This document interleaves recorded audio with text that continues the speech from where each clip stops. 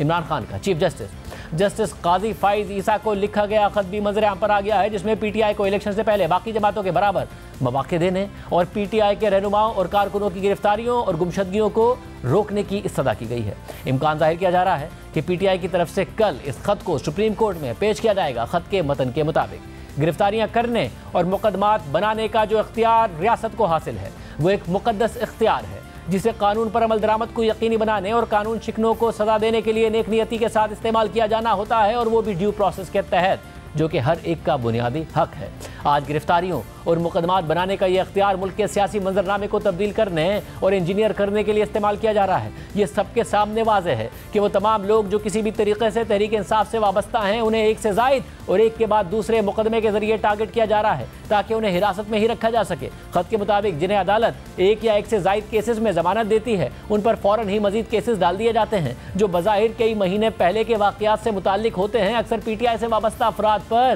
ایک ہی واقعے سے متعلق کئی ایف آئی آرز درج کر دی جاتی ہیں، پھر ان افراد کو ملک بھر میں غیر متعلقہ ایف آئی آرز میں بھی شامل کر لیا جاتا ہے۔ خط کے متن کے مطابق 9 مئی کے واقعات پر لاہور میں گرفتار متعدد خواتین کے کیسز ملک کے نظام انصاف اور قانون کی عملداری پر ایک فرد جرم ہے۔ ان میں سے زیادہ تر خواتین تقریباً 6 مہینوں سے قید ہیں۔ ہر دفعہ جب انہیں ایک کیس میں ضمانت ملتی ہے تو دوسرے کیس میں پھر گرفتار کر لیا جاتا ہے، اور یہ حکمت عملی اب پورے ملک میں استعمال کی جا رہی ہے، خاص طور پر پنجاب، خیبر پختونخوا اور اسلام آباد میں۔ خط کے مطابق اس طرح کی گرفتاریوں اور مقدمات کے حوالے سے پنجاب، خیبر پختونخوا اور اسلام آباد کی ہائی کورٹس نے کچھ آرڈرز جاری کیے تھے، جن کے ذریعے ان ایف آئی آرز میں گرفتاریوں سے روکا گیا تھا جو عدالت کے علم میں نہیں ہوتی تھی۔ ہائی کورٹس کے یہ آرڈرز تحریک انصاف کے سپورٹرز کے لیے واحد سیف گارڈ تھے، مگر سپریم کورٹ کے ایک بینچ کی آبزرویشنز نے ہائی کورٹس کو ان معاملات پر غیر فعال کر دیا ہے۔ سپریم کورٹ کے بینچ کی آبزرویشنز کے بعد پنجاب، خیبر پختونخوا اور اسلام آباد میں ریاستی آپریشن کی ایک نئی لہر پھیل گئی ہے، جس کے ذریعے نامعلوم ایف آئی آرز اور پولیس رپورٹس کو استعمال کر کے ضمانت پر رہا ہونے والے افراد کو دوبارہ گرفتار کرنے کے لیے استعمال کیا جا رہا ہے، اور یہ وہ صورتحال ہے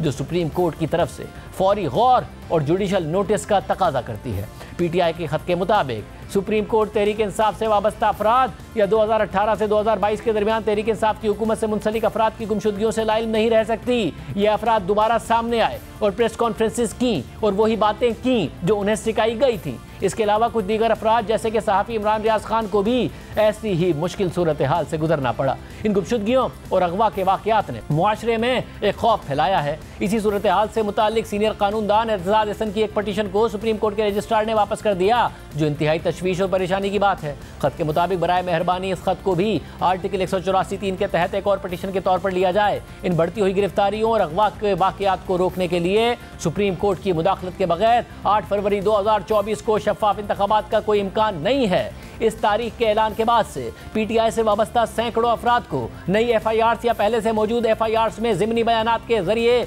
گرفتار کر لیا گیا ہے۔ اس کے بعد پی ٹی آئی نے ایف آئی آرز کی فہرست، ہائی کورٹس کے احکامات، اخباری تراشے، میڈیا رپورٹس اور اخبارات کے ایڈیٹوریلز بطور شواہد خط کے ساتھ منسلک کرنے کا حوالہ دیا ہے۔ ساتھ ہی پی ٹی آئی سے متعلق میڈیا سینسرشپ کا حوالہ بھی دیا گیا ہے۔ اس کے بعد تحریک انصاف نے خط کے ذریعے سپریم کورٹ سے استدعا کی ہے کہ وہ اپنے اختیارات کے ذریعے بنیادی حقوق کی فراہمی یقینی بنائے اور پاکستانی عوام کو انصاف دلائے۔ پی ٹی آئی نے سپریم کورٹ سے اس سلسلے میں یہ ریلیف مانگا ہے کہ معلوم کیسز میں جن افراد کو ضمانت مل جاتی ہے انہیں دوبارہ گرفتار کرنے کے عمل کو روکا جائے۔ ساتھ ہی نئی ایف آئی آرز میں گرفتاری یا پھر پرانی ایف آئی آرز میں ضمنی بیانات کے ذریعے ملزم کو شامل کرنے سے پہلے اسے قبل از گرفتاری کی درخواست دینے کے لیے عدالت جانے کا موقع دیا جائے۔ ساتھ ہی سیاسی کارکنوں اور صحافیوں کے اغوا اور گمشدگیوں کی تحقیقات کے لیے کمیشن بنایا جائے۔ اس کے علاوہ وفاقی حکومت، صوبائی حکومتیں اور الیکشن کمیشن کو ہدایات دی جائیں کہ وہ پی ٹی آئی سمیت تمام سیاسی جماعتوں سے وابستہ افراد کو بلا کسی تفریق سیاسی میٹنگز اور اجتماع کرنے کی اجازت دیں۔ ساتھ ہی سپریم کورٹ وفاقی حکومت اور پیمرا کو ہدایت دے